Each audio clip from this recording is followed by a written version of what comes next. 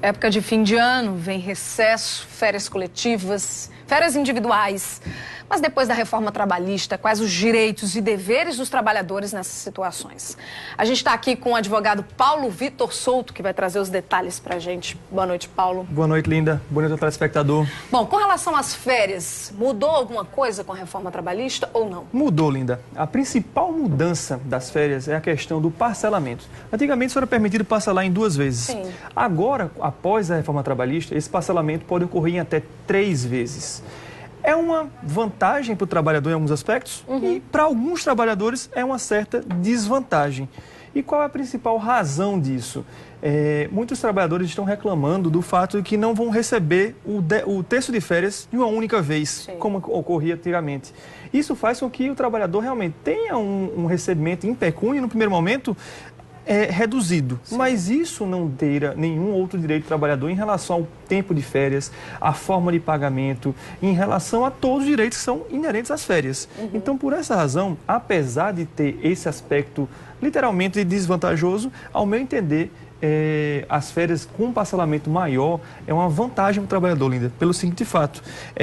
A razão de existir as férias é pela saúde do trabalhador, que depois de 1 ano de trabalho precisa descansar. O corpo precisa de um tempo realmente para se restabelecer.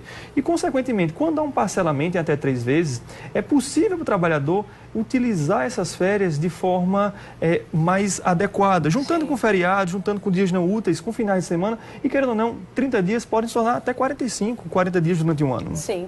Agora, com relação ao empregador, por exemplo, o que é que ele deve fazer ou como ele deve conceder essas férias? As férias, Linda, em relação ao empregador, ele continua da mesma forma. É um direito do trabalhador escolher o período e a época na qual essas férias serão gozadas. Sim. Lembrando sempre, o trabalhador, depois de 1 ano de trabalho, adquire o direito a usufruir dessas férias. Mas esse período concessivo é de até 1 ano. Ou seja, o trabalhador tem que realmente aguardar um empregador conceder esse período, certo?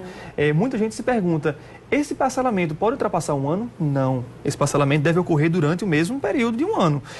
Seriam 10 dias, 15 dias, 5 Sim. dias, mas num período de 1 ano. O que deve ser feito e continuar sendo respeitado pelo empregador é a necessidade de avisar com 30 dias de antecedência o momento das férias e pagar de forma antecipada. O que, infelizmente, a gente sabe que às vezes não ocorre.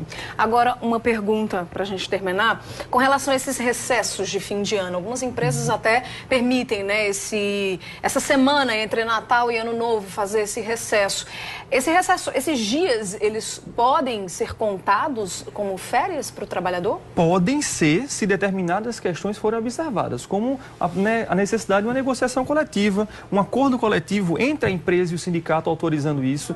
Não é possível simplesmente a empresa conceder isso sem que atribua como férias. O recesso, para que realmente configure férias, tem que ter o acréscimo de 1/3. Férias tem que ter o acréscimo de 1/3. Sim. Tem que ser pago de forma antecipada. Tem que haver a comunicação prévia. Não é possível que o empregador chegue no final do ano, não temos movimento, vou conceder férias nesse momento. Então, por essa razão, é possível que seja utilizado esse período de recesso como férias? Mas algumas nuances precisam ser observadas. Muito bem. Muito obrigada pela sua participação. Obrigado. Feliz Ano Novo para você. Feliz Ano Novo a você, Linda, ao telespectador, e que o ano que vem seja ainda melhor, que continuemos aqui. Para todos nós. Até o ano que vem, então. Até o ano que vem.